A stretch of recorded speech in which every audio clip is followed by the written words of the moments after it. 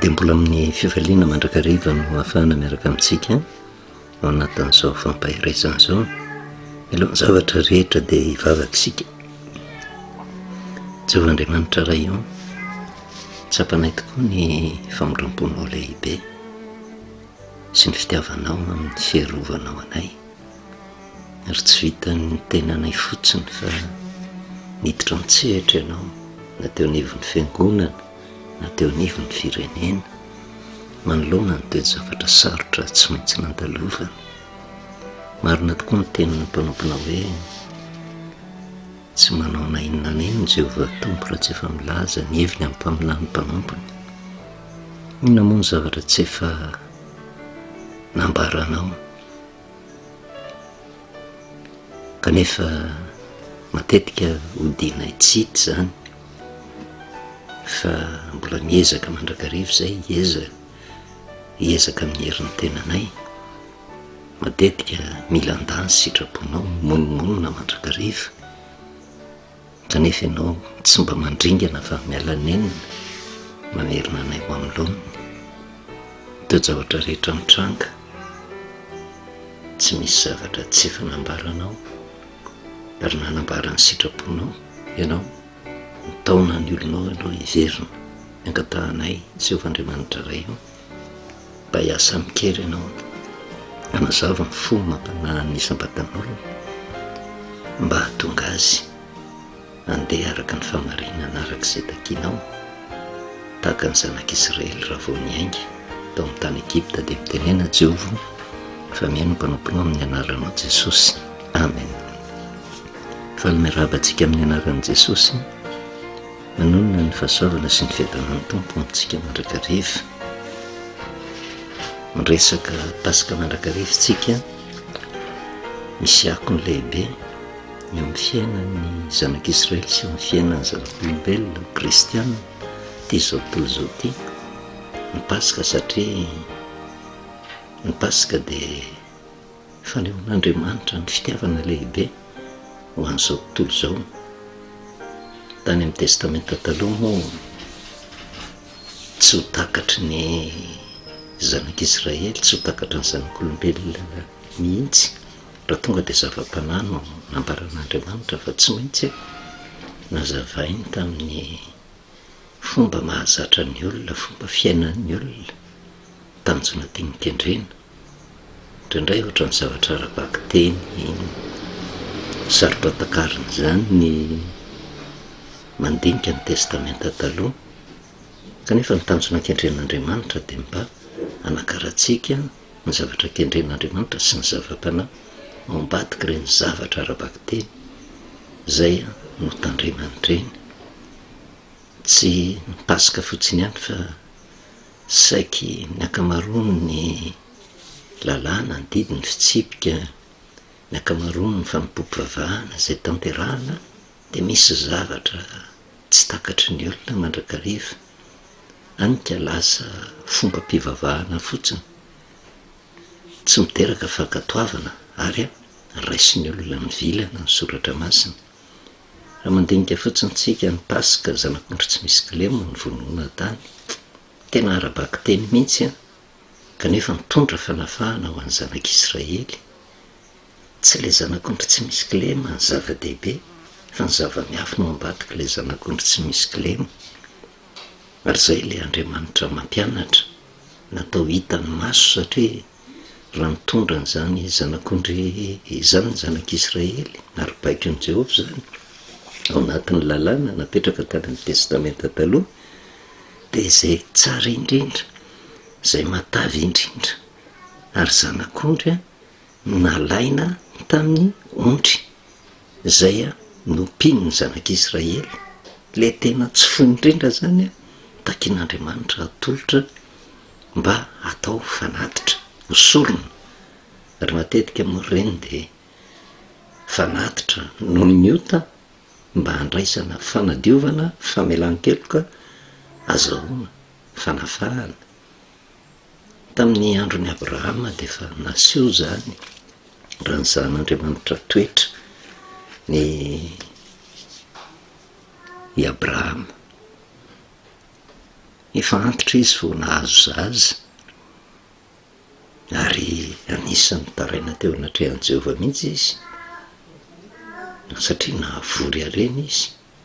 De ohatrany lasa ny fisainany hoe zaho sy mba mana-taranaka, fa ny mpanomboky no mandova.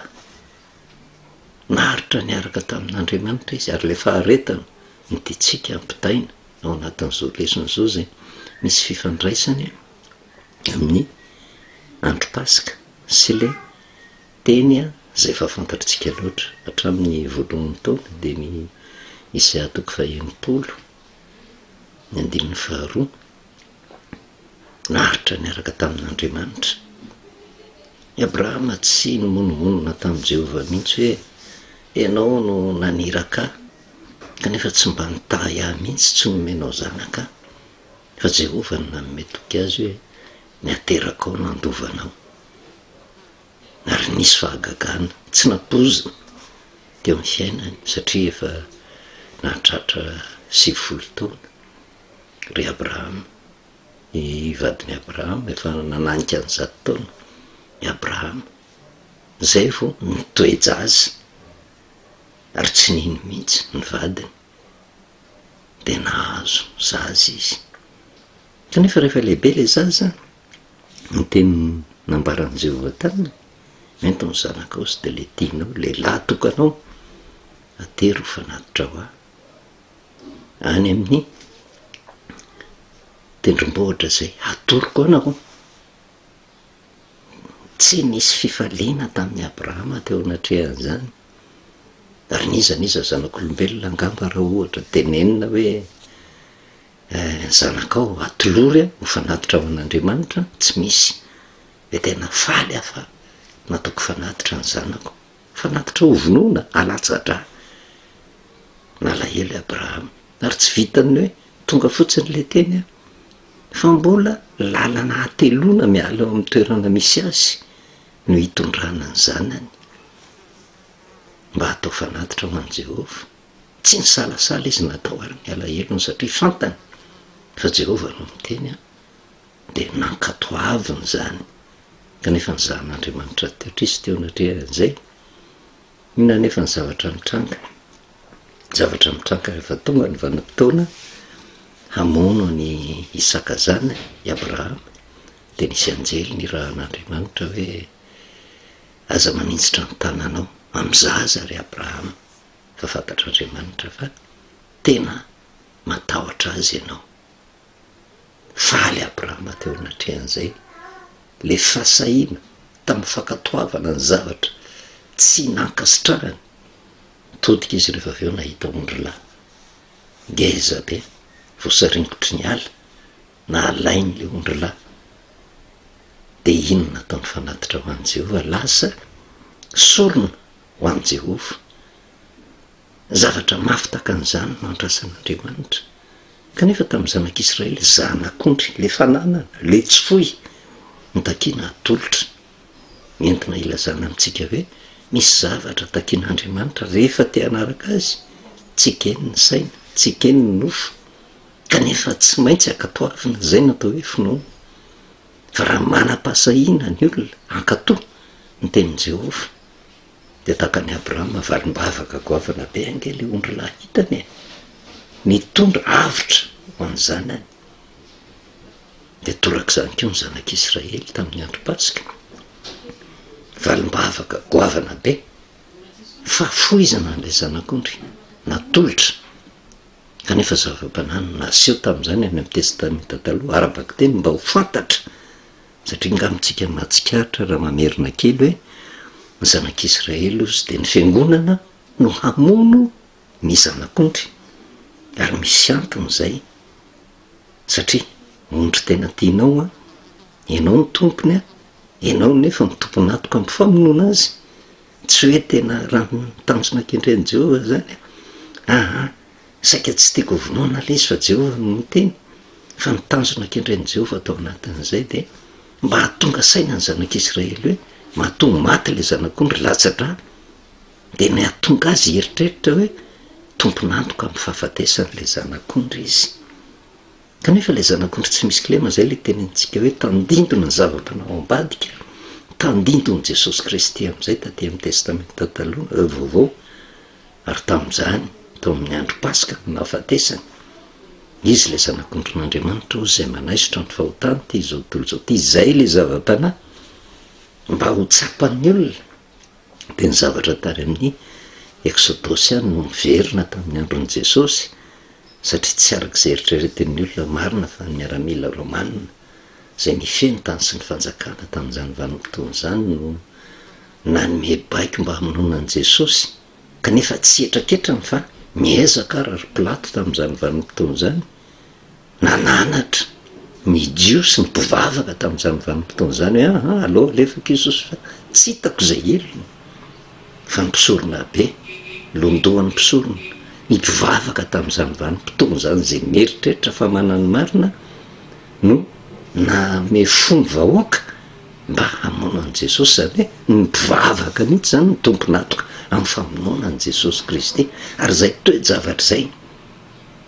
ten'Andriamanitra ampitaina amintsika, raha maty Jesosy Kristy na de ara-baky teny ary 2 lasa mahery no nahafatesany, de tian'Andriamanitra fantatritsika fa tomponantoka amin'ny fahafatesan'i Jesosy Kristy isika. Raha tsy mahavita miaika an'izany, tsy mahavita hibebaka, hifona, hiverina ao amin'Andriamanitra, kanefa de zay fahafatesan'izay no nitondra fahafahana, ary io ny faharatapon'ny fialanen'Andriamanitra tamin'ny olona mba handraisany famonjena vitan'i Kristy teo amin'ny hazo fijaliana ny famonjena. Kanefa de misy mahatoko tena mihitsy ary gaga mandreny kristianina ary tokony andraikitra ara-pivavahana matetika no miteny an'ity, tena mino hafa efa voavonjy amin'izao androm-pahavelomana zao tsara nge le eritreriny zaho sy tsisy zavatra mampanahatsony fefa maty Kristy efa voavonjy fa raha ny soratra masina ny dinihana tsy misy olombelona efa voavonjy zany atao tany, fa ny famonjena no efa vita ny Kristy, fa misy zavatra takiny kosa de ny andraisan'ny olona ny famonjena sy ny torolalana takina mba hahatonga azy ho vonjena. Zay ny marina, tsy misy olona efa voavonjy fa ny olona de raha misafidy ny anaraka an'Andriamanitra de ho vonjena izy. Ary zay foto-kevitra zay ny foto-kevitra hitantsika tany amin'ny exodosy zay nijanona antsika hoe ny paska de fanafahana. Raha mamerina kely ny toe-javatra mitranga, satria mifandraika tamin'ny teny zay nomenantsika tamin'ny Isaia 1:1 teny fampiononana andreo jiosy zay afaka tao amin'ny fahababona tao Babilôna, ary ny teny zay nomena de mifandraika mihitsy amin'ny toe-javatra ny paska zay nandalovantsika. Raha mandinika tsara tsika tena mampionon'Andriamanitra. Raha iverenantsika ny Isaia 1:1 de zao no soramandry hoe ny voninahitry Jerosalema ozy amin'ny andro ho avy de misy baiko ao, mitsangana miazava fa tonga ny fahazavanao, ary ny voninahitry Jehovah efa miposaka aminao. Zany hoe misy voninahitra ataon'Andriamanitra amin'le tanàna zay tapa-kevitra iverina amin'ny famarinana amin'ny andro ho avy, fa tsy zao. Fa misy torolalana nefa de zao mitsangana aloha, zany hoe aza mipetrapetraka, miazava aza mitoetra ao anatin'ny maizina, fifa tonga ny fahazavanao. Io fahazavanao rehefa mandinika ny soratra masina de tsy iza fa Jesosy. Ary ny voninahitry Jehovah efa miposaka, zany hoe efa ao amintsika nke ny voninahitry Jehovah. Fa raha tiany jerevana de zao teny fampiononana ny jiosy, tena kevy ratsy izy noho ny toe-javatra atrehany, de mitady ravoravo tanana, mitady iverin-dalana, mitady atory, mitady toetra mandrakariva ao amin'ny aizina. Ary zay ny teny fampiononana nomeny Jehovah. De ny 2 zay fanazavaitsika, ary indro ny aizina manarona ny tany, ny aizim-pito manarona ny firenena, fa aminao kosa ny posahan'i Jehovah, ary aminao ny isehon'ny voninahitra, mila raisina, ampinoana. Zany teny zany tsy maintsy misy voninahitra ataon'Andriamanitra ho amintsika. Ary zay ny mahatonga ny afatra ho atsika kristianina aloha mba hiverina andinika ny soratra masina ka hiverina ho an'ny marina fa raha tapa-kevitra ny kristianina tena hiverina ny marina mamonjy ny firenen'Andriamanitra kanefa azo antoka fa betsaka ny mpivavaka betsaka ny miverina amin'ny famarinana noho ny amin'izay olona mandray fanapa-kevitra hiverina amin'ny famarinana izay dia azotsika antoka ihany koa fa misy voninahitra izay ho tanterahan'Andriamanitra eo anivo ny firenena fa saingy tsy araka le eritreretin'ny olona hoe vao miova ny fitondrana vao manomboka ny mandat dia tonga dia ny apitson'iny dia tonga dia misy fivoarana goavana ary zay no mahatonga ny teny fampionona ho an'ny olona satria raha afaka tao amin'ny tany Egipta ny zanak'Israely tsy tonga dia sambatra mbola misy fitaizana lava dia lava raha afaka tao Babilôna ny jiosy tsy tonga dia niadana fa mbola ny sedra zavatsarotra ary zay no nahatonga antsika nyresaka tamin'ny farany ny Exodosy 7:20 ny 7:70 sy 7:20 ary rehefa nalefa ny Farao ny olona dia tsy mba nentin'Andriamanitra tamin'ny lalana nakany amin'ny tany Filistina na dia akaiky azy zany fa hoe Andriamanitra ndrao anenina ny olona raha mahita ady ka hiverina any Egipta fa nentin'Andriamanitra ny vilo any amin'ny lalana mahazo any anevitra amoron-dranomasina menina ny olona ary voahomana iady ny fiakatry ny zanak'Israely avy tany amin'ny tany Egipta zany voahomana iady zany dia tena natsapa fifaliana no ny fanafahana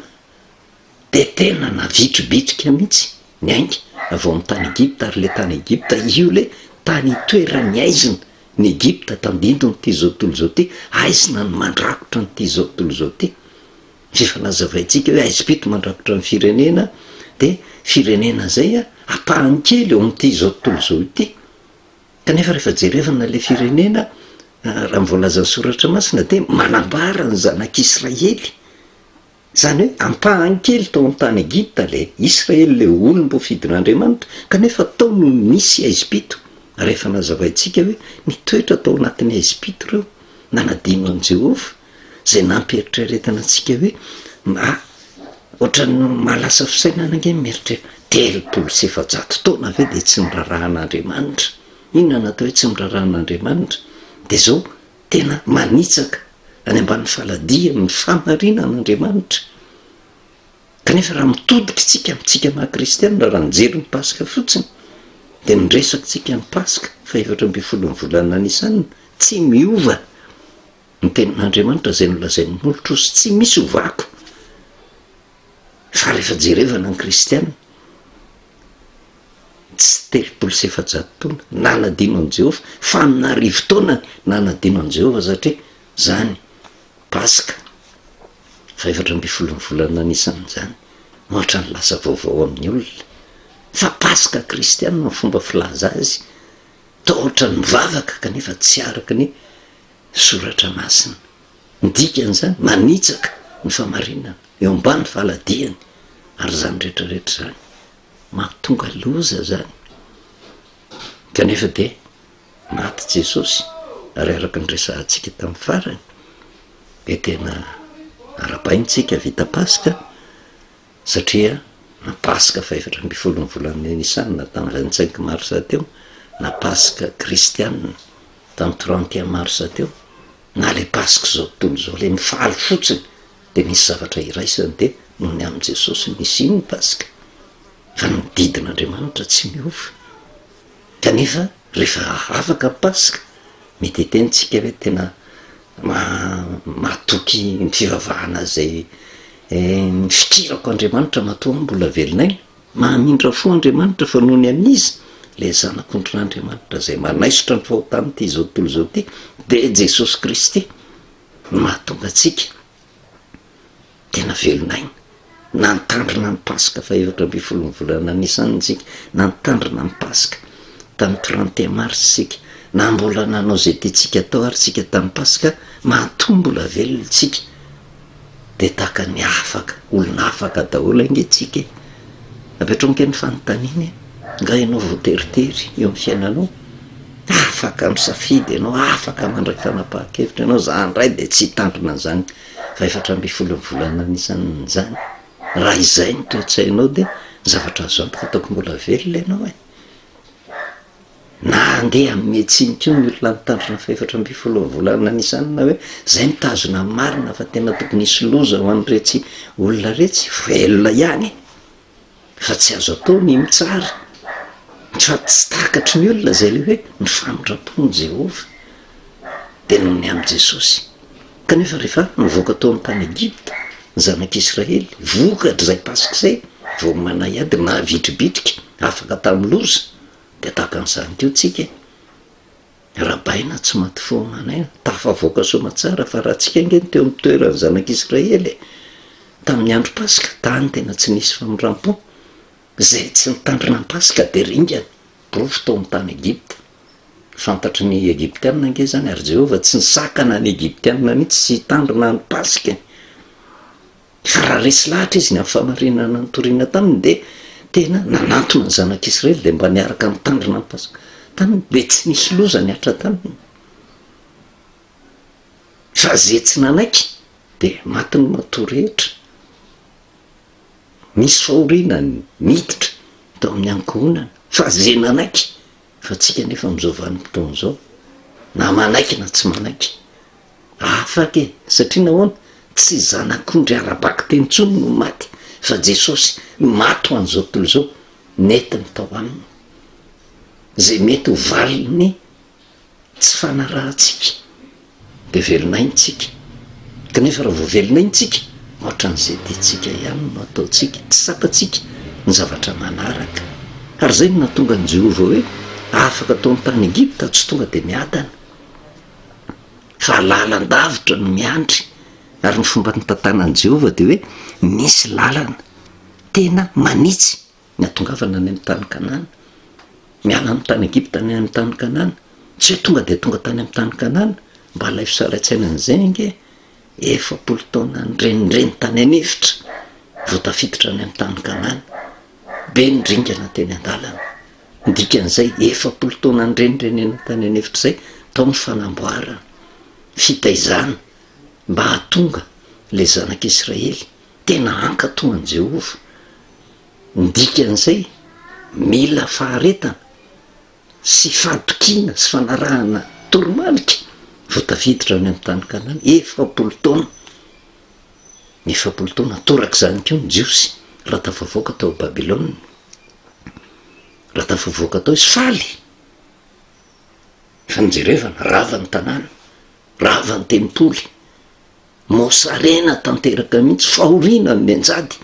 zay rehetra nananana namidy ary lasa tena nanaiky andevon'ny olona ary vokatry ny tsy efisiana kivy ratsy ary zay no natonga ny teny fampionanana tsy hoe rehefa tonga tao Jerosalema de tonga de nitsangana teo le tanàna de nitsangana ny tempoly fa mbola mampolo taona ny ihany ko nananganana ny farava ary zay ny afatra napetrakytsika vao nanomboka ny taona ty taona ty mariky ny fahaterahana mariky ny fanavaozana mariky ny fananganana ny farava misy zavatra tsara eritreretina tao kanefa raha mijery zay afatra zay tsy vitanao ndray mandeha zany mila faharetana fa saika ny zanak'olombelona tsy manam-paharetana ohatra ny zanak'Israely tafavoaka tao faly fa rehefa ny zanany toetra tao anatin'ny 40 taona mba lay fisaraitsaina betsaka ny tafiditra tany amin'ny tany Kanana fa ny olona rehetra hatramin'ny 20 taona miakatra zay tena vavolombelona nahita ny loza tany amin'ny tany Egypta niala tany amanetsiny amin'ny atapitrisany ny zanak'Israely nivoaka avany zay avany Egypta mihitsy vavolombelona tany fa mba lay fisaraitsaina amin'izany hoe Josua sy Kaleba rery tamin'ny olona niaina tao amin'ny tany Egypta no tafiditra any amin'ny tany Kanana ringana tany anefitra daholo satria nahoana tsy nanam-paharetana niodina tamin'i Jehova fa nisy ny fantarana kateraka teny an-dalana nahita ny fandringanana ny razana de reny no niditra any amin'ny tany Kanana niaraka tamin'i Josua sy Kaleba ary zay zavatra zay tsy eo an-tsain'ny olona ary zay io fitantanan'i Jehova io nentiny amin'ny lalana miodidina satria Jehova mahafantatra misy lalana manitsy nge ary ny zanak'Israely tsika zanak'olombelona jereo fa mifampivavahana ohatra ny teanao hitson-dalan'izany mandrakariva, tsy te handray ravindena, tady tany malemy anorenam-pangady mandrakariva, mitady mirakla ao anatin'ny fivavahana, hoe tena ndray be masotsony de tena tonga de sambatra. Ary zany tena malaza ny fivavahana am'izao vanim-potoan'izao, vokatra zany fampanantenana pokaty zany. Ary tsy vita leo anivon'ny fivavahana, fa na eo anivon'ny mpanao politika raha misy mitady anao kopaka mbava fotsiny, mampanantena zavatra tsy ho tanteraka satria toerana ny tediavina eo anatrehan'izany rehetrarehetra zany. Kanefa tsy mety ny Jehova tamin'izany lalàn'izany satria nahoana Jehova mahafantatra zao ny raha manao hitsin-dalana eo de tonga de kivy, satria mbola mihoatra lavitra no zay loza hatrehany tsy ny fahasarotana ny zavatra hiatra taminy de nety ny Jehova amin'ny lalana miodidina. Ary zay fitondrany Jehova ny zanak'Israely amin'ny lalana miodidina zay, zay nahatonga an'le 7 taona vao tonga tany amin'ny tany Kanana, satria eny ny fanamboarana, fanazavana ny sitrapon'Andriamanitra, tsy zakan'ny olona eo. Ary zay fialana amin'ny tany Egipta andeha any amin'ny tany Kanana zay, tena mitaky faharetana tanteraka. Kanefa araka ny fantatritsika, niainga ny zanak'Israely, takatsika niainga tamin'ny taona vaovao nahazo ny teny fa nefa tonga ny Pasika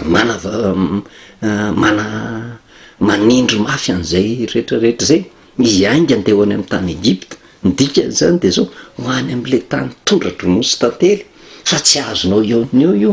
fa mila faharetana vao azonao io. Tahaka ny Jiosy afaka tao Babilôna, mila faharetana vao afaka manangana ny efa rava. Fa eo amin'izay lalany nefa de misy foana mampiravoravo tanany. Raha vao misy zava-baovao katsahana ho tanterahana de misy foana manan-kivy, misy foana mitaona hiverina, misy foana no hisakana zany, satria nahoana tombontsoa ny tediavina, tsy tia miandroso. Ary zay no mahatonga indraindray hoe tena aiza ve raha nga de tena vao raha eo amin'ny fitondrana raha vao lany de aiza mbola sahirana ny olona nga io. Azafady tsy vita vetivety zany, aiza le faharetana raha mandinika ny soratra masina. Fa rehefa niainga ny zanak'Israely iny ny zavatra mitranga de hitatsika ny Exodosy 4:12 izay efa nresahantsika tamin'ny taona lasa iny, hoe vao niainga ny zanak'Israely faly mietsika ndraiky Farao sy ny Egipta, tamy nanenjika ary nazavaitsika tamin'izany. Raha mijeritsika ny Exodosy 4:12 fa 5 hatramin'ny 12 tsy mampanina manao teny averina. Ary nisy nanambara tamin'ny mpanjakan'ny Egipta sy efa nandositra ny olona de niova ny fon'ny Farao sy ny mpanompony ny amin'ny olona ka ho izy inona zao nataontsika zao no nandefa ny Israely hiala tamin'ny vanim-pona atsika. De nasainy novezina tamin'ny kalesiny soavaly sady nitondra ny vahoakany anaraka azy izy, ary nitondra kalesa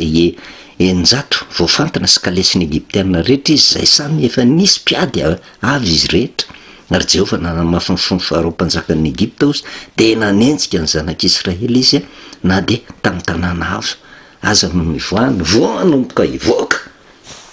De reo ny fahavalo ko nanenjika azy ny Egiptiana ozy de ny soavaly rehetra mitarika ny kalesiny Farao sy ny soavaly fitaingina sy ny miaramila ka nahatratra azy ny toby teo amoron-dranomasina teo anilany Piahirota tandrifin'ny Balazefona. Zany ny zavatsarotra an-talova, fa vao maika loza amin'ny natambo raha nano hitsin-dalana, miloza amin'ny natambo mihoatra noho io. Fa zay ny lalana tondran'i Jehova. Nanahoana nefa le toepony zanak'Israely ny ainatsika zany tamin'ny taona 2023 tao anatin'ny fidirina amin'ny fifidianany, ny ainatsika zany misy fifanenjehana. Kanefa io koa Pasika resahantsika ty vao tafavoaka de mbola mitoy ange io, de aza taitritsika raha misy tena fanenjehana, fifanaratsiny ady maro isan-karazany satria vita Pasikako manomboka hiainga anangana ny efa rava nga io vita mora ala ny devoly. Raha vao misy zava-baovao ho tanterahana indrindra avy amin'Andriamanitra de tsy maintsy misy mitrango zay zavatra zay. 120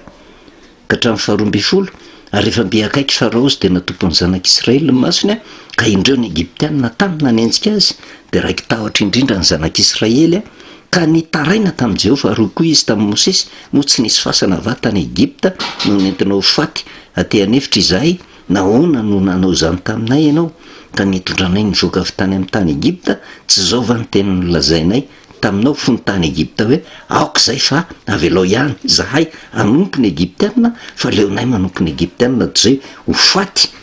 any anefitra. Ary inona moa nitanjona kendren'ny Egyptianina ositsika tsy de hamono ny zanak'Israely ange fa hitarika azy hiverina any Egypta any am'le aizina misakana azy tsy hoany am'le tany tondra dronosy tantely kanefa io fa nisalasala ny zanak'Israely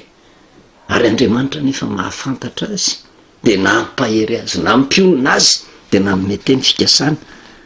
tamin'ny Mosesy. Ary io no tena mahafinaritra ifandraisany amin'ny Isaia 20 ny voninahitra Jerosalema any amparany misy foana io mampiravoravo tanan'io fa raha Jehovah miditra antsehatra de tia teny tia mitombona mandrakariva roa Mosesy tamin'ny olona za matahotra ianareo mijanona fa ho hitanareo ny famonjen'i Jehovah zay ataonao anareo anio fa ny Egyptianina azy hitanareo anio de tsy ho hitanareo intsony mandrak'izay Jehovah hiady anareo sy ianareo kosa angeny. Ary eo ambany eo ara 115 ary Jehovah tamin'ny Mosesy nahoana mitaraina amiko ianao lazao ny zanak'Israely mba handroso na de ora zay toe-javatra zay le lala miodidina hitondran'i Jehovah tsy hoe tsisy zavatsarotra tsy maintsy andalovana fa mihoatra lavitra no mifanenjehan'ny Egyptianindreo raha ny zavatra hiatra amin'ny zanak'Israely raha tsy nanaky ny teny Jehovah fa andehanao hitsin-dalana kivy ary tsy maintsy tafaverina tany amin'ny tany Egypta any de andevo mandrakizay fa kivy ny zanak'Israely fa Andriamanitra mamindra fo de nampionina de ireo fahavalo mampiravoravo tanana misakana tsy androso tsy anangana nefa ravo reo tsy maintsy ho resy reo na tena na tsy tena satria avy amin'Andriamanitra zany de nampahery ny zanak'Israely. Misy foana zany io mampiravoravo tanana io vo manomboka iainga ianao andeha any amin'ny tany kana 70 taona nefa vao tonga tany mitaky faharetana de torak'izany keo mifandraika amin'ny zavatra nanjoany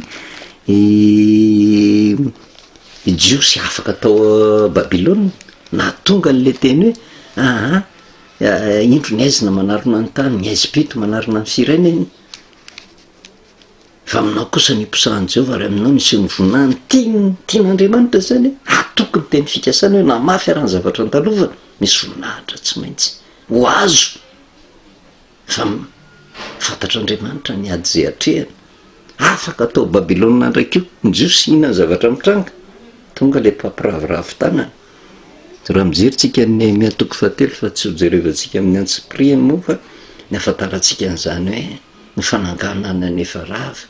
fizorana amin'ny lalan'ny fivoarana tsy mola misy fahavalo ary misy olona mampiravoravo tanana raha vao tsy mitandrina de tafalatsaka ao anatin'ny fitaka vao maika loza amina tambo ny andry ary zay ny mahatsara an'le hoe aleo mitodika amin'Andriamanitra miankina amin'Andriamanitra ary zay no mahatonga antsika hoe engane mba hitoy mandrakariva mpitantana an'izao firenena zao mba hatahotra an'Andriamanitra mba hisy ny fiarovana satria raha ainy mametraka ny fony eo ampelantanan'Andriamanitra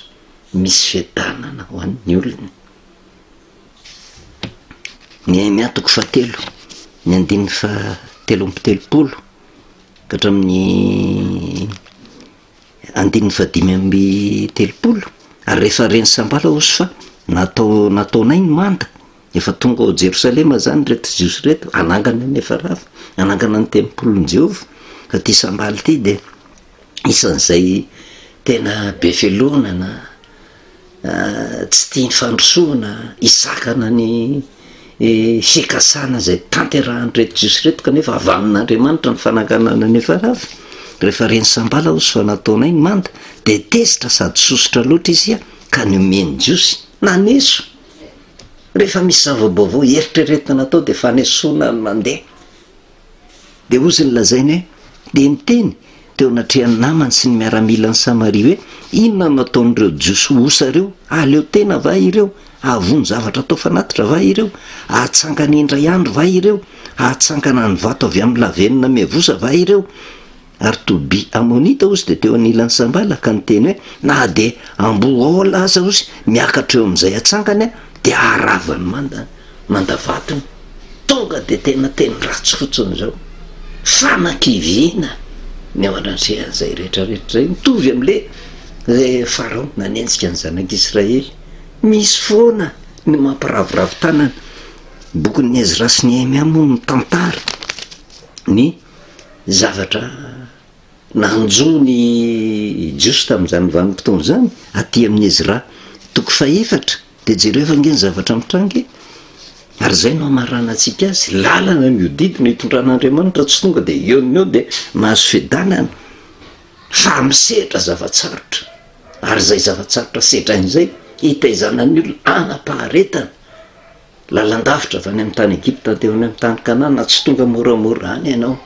ary porofo Joshua sy Kaleba le niainga tany amin'ny tany Egypta irery ihany no tafiditra tany fa ny zaza nateraka teny an-dalana no nanaraka azy fa sisan'izay ringana so de mieritreritra ary zay miporofo tsy misy olona vonjena zany tsy misy olona efa voavonjy zany voako amin'ny tany Egypta ve de andeha irery ny zanak'Israely hoe efa voavonjy zay efa afaka zay mizotra amin'ny lalam-pahafahana raha manaiky ny tenin'Andriamanitra de ohatran'izany marina zany eo nivon'ny fiangonana marina zany eo nivon'ny firenena tsy misy fivoarana vita zany fa mizotra amin'ny lalan'ny fivoarana mitaky faharetana fimiavana fa tsy adiny koa misy ny fahavalo mampiravoravo tanana ny sakana ny olona tsy anatanteraka an'izay fanavaozan'izay ary io ny tena tokony atonga saina ny sabatan'olona mitodia amin'Andriamanitra de ahazo herintsika izy raha toko 4 tsy vakitsika hatramin'ny 1 ary noho nyreny fahavalon'ny Joda ozy sy ny Benjamina fa ireo efa nody avy tamin'ny fahababona de efa manao ny tempolo an' Jehovah Andriamanitra ny Israely de nanantona ny Zerobabela sy ny lohan'ny fianakaviana izy ka nanao taminy hoe aoka mba hiara-manao aminareo izahay fa mitady an'Andriamanitra reo tahaka anareo ihany koa izahay ary ho azo no namonoanay zavatra atao fanatitra hatramin'ny andron'ny Esara Adona mpanjakan'ny Asiria zay efa napakatra anay ho aty miseho amin'ny fomba hafa reto olona nanantona ny Zerobabela reto zay hoe tena ohatran'ny raha ny fomba fiteniny de hoe tena matahotra ny Andriamanitra reo zay mba tena hiaraka hiasa aminareo zay ary zay koa ny toe-javatra mitranga rehefa tsy ampy an'le olona le falentsehana de mody miseho namana izy fa amingana izy io marina eo anivon'ny fiangonana marina eo anivon'ny firenena mody miseho namana mody miseho ho mpanangana azavady nefa rava fa Zerobabela manana ny fanahin'Andriamanitra de zao nytenenina fa Zerobabela sy Jesosy mba amin'ny namany lohan'ny fianakaviana tamin'ny Israely namaly azy hoe tsy misy raha hikambananareo aminay amin'ny anaovana trano ho an'Andriamanitra fa izahay ihany no hanao trano ho an' Jehovah Andriamanitra ny Israely arak'izay fa nandidiny ny tompoko Lakirosy mpanjakan'ny Persia anay ozy ary ny tompo tany nanao zay ampiravoravo tanana ny jiosy sy nandevilevy azy mba tsy hanao ny trano sady nanamby olona anome hevitra hanohatra azy ahafona ny heviny hatramin'ny andro nanjakan'ny Sirosy tany Persika hatramin'ny nanjakan'ny Darius mpanjakan'ny Persia zany ny toe-javatra tsy maintsy isy zany rehefa nanganana efa rava misy ny fanenjehana mivatana takany nataon'ny Egypta ampiravoravo tanana sy akivy ny zanak'Israely mba tsy androso andeho any am'le tena fivoarana sy tany sambatra fa hiverina any amin'ny tany Egypta fa tamin'ny afaka atao Babilôna ndray misy ndray miseho namana miseho pendany am'le pitarika amin'izany vanim-potoana zany kanefa ny tanjona kendreny ampiravoravo tanana ny olona ary misy manamby anome hevitra ozy anohatra azy afoana ny heviny de mila fitandremana eo fa mampisaotra an'Andriamanitra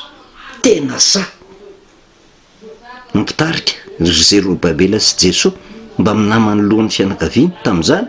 tena tonga de nanda satria fantany tetika atraizany fahasahintsika satria matetika fantatra nge fa tsy hanao inona le olona mody miseho namany andrava efy tsy atanteraka amin'ny fanavozany fa manana fahasahiana ve taka an'reto olona reto ve tena tsy manandraraha irana aminareo zay fa aloza ihany kanefa na izay ara ny fanapaha-kevitra ireo de nandritra ny fotoana lava nampiravoravo tanànany olona nanampy zany hoe manome vola mampanantena zavatra pokaty mba tsy hataterahana ny fanavaozana zany ny zavatra miandry le olona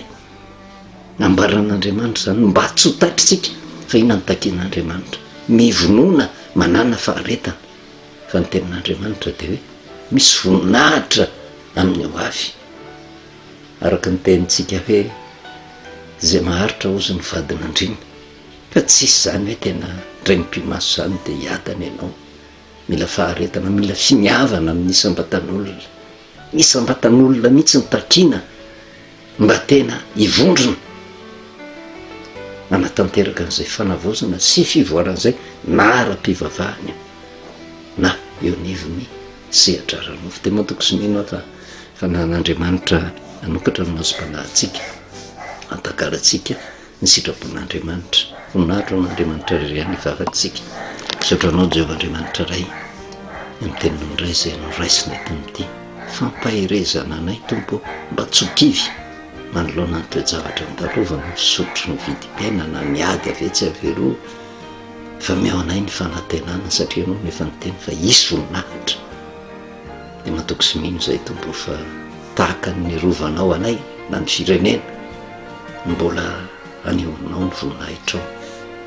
ny anaranao Jesosy amen manao velomantsika amin'ny anaran'i Jesosy de manono ny fahasoavana sy ny fiadanan'ny tompo amintsika mandrakariva